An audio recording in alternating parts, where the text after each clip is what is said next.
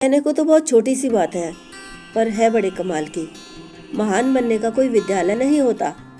आपका कर्म, वाणी, विचार और विश्वास ही आपको संपूर्ण जगत में महान बनाते हैं। हेलो हाय दोस्तों, मैं हूँ मधुबाला। प्रस्तुत है एक महान शख्सियत की कहानी। एक दिन धोती और शाल पहने एक सज्जन चेन्नई के समुद्र तट पर बैठे हुए थे और भगवत गीता का पाठ पढ़ रहे थे।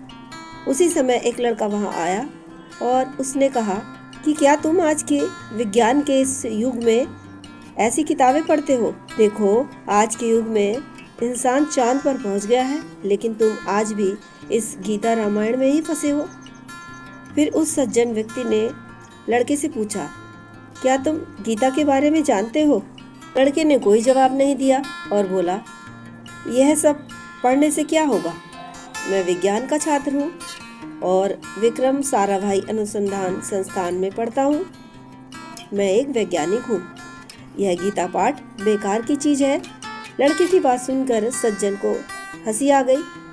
तभी दो बड़ी गाड़ियाँ वहाँ आकर रुक गई। एक कार से काली वर्दी पहने दो कमांडो उतरे और दूसरी कार से एक सिपाही ने कार का पिछला दरवाजा खोला और सज्जन को सलामी दी और कार के दरवाजे के पास खड़ा हो गया।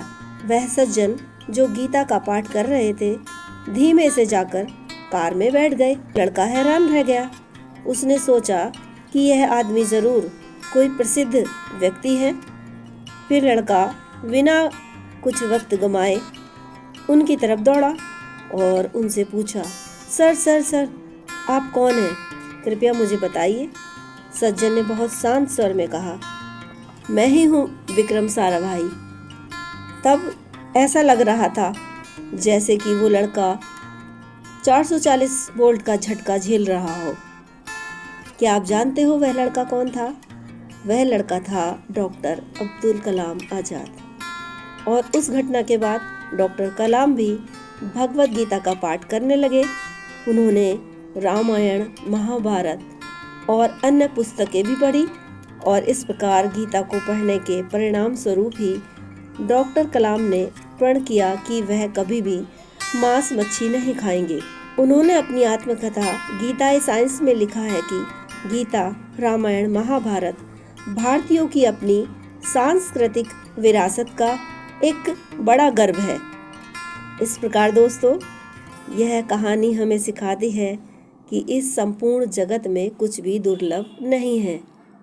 इसलिए दोस्तों, हम बदलेंगे तो युग बदलेगा, हम सुधरेंगे तो ये जग भी सुधरेगा। कहानी अच्छी लगे तो लाइक, शेयर और कमेंट जरूर करें। यदि चैनल पर नए हैं तो सब्सक्राइब पर क्लिक करके बेल आइकन दबाना न भूलें। धन्यवाद दोस्तों, आपका दिन शुभ हो। जय श्री कृष्ण।